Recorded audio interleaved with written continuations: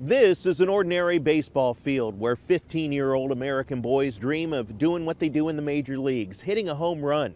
But in other parts of the world, dreams like these are dashed by a darker reality, one that involves preying on young kids and training them to do the unthinkable. ISIS takes on American values by pushing the appeal of jihad cool, targeting millennials online with the idea one is never too young to be a warrior for Allah. She was shown how to hold a gun in Nablus in Palestine. Dr. Ann Speckhard runs the International Center for the Study of Violent Extremism. The psychologist has written several books on ISIS, interviewing more than 500 terrorists as part of her research. In the last 2 years, she's captured ISIS defectors on camera denouncing the terror group. The person's hands are tied, so he pulled his hair back and sawed across his neck until he was beheaded.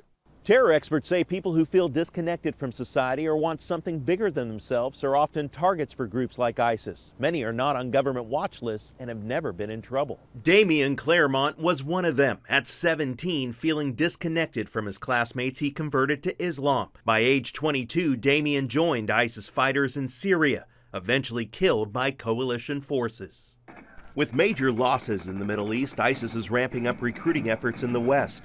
Terrorists are moving beyond the popular platforms such as Twitter and Facebook to build their own private social networks. European investigators working with agents from the U.S., Belgium, Greece, and Poland recently uncovered more than 2,000 cases of extremist propaganda across a total of some 52 online networks. Experts say the use of underground encryption apps like German-based Telegram and WhatsApp has increased as well, apps your kids could have on their phones.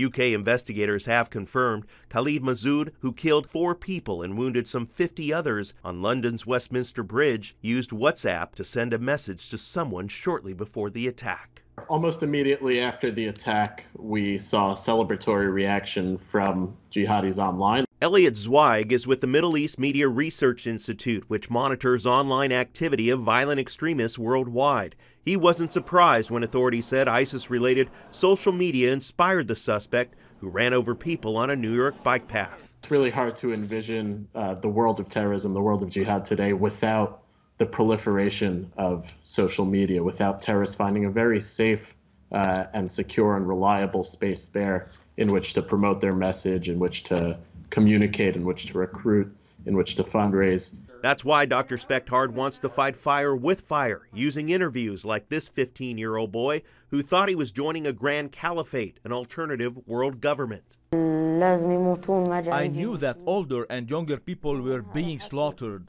and I knew it was wrong. I lost my country, everything. He soon realized the only thing he was taught was to hate and how to torture and behead human beings. I would tell all the children of the world, I would tell them not to join this organization. This organization is not Muslim. They're the infidels. They slaughter innocent people. Using social media, Dr. Speckhard posts the truth behind the Islamic State videos online. So far, Speckhard has produced 15 videos featuring the graphic and emotional testimonies of some 63 ISIS defectors. Translated into 35 different languages, law enforcement officers, counselors, and even imams across 4 continents are using these videos to prevent people from joining ISIS. We were told that a little 13-year-old in London was hell-bent on going to Raqqa, and his counselor couldn't talk him out of it. And that counselor told me, Anne, I showed him your video, and it flipped him. The U.S. military has even launched an aggressive cyber war campaign against the Islamic State in Iraq and Syria. Pentagon sources tell CBN News the attacks include efforts to prevent the group from spreading propaganda, recruiting members through social media, and conducting financial or logistic transactions. Counterterrorism experts say that this is a new war. ISIS may be losing ground on the battlefield in both Syria and Iraq, but in cyberspace, it is going strong. Eric Rosales, CBN News, Washington.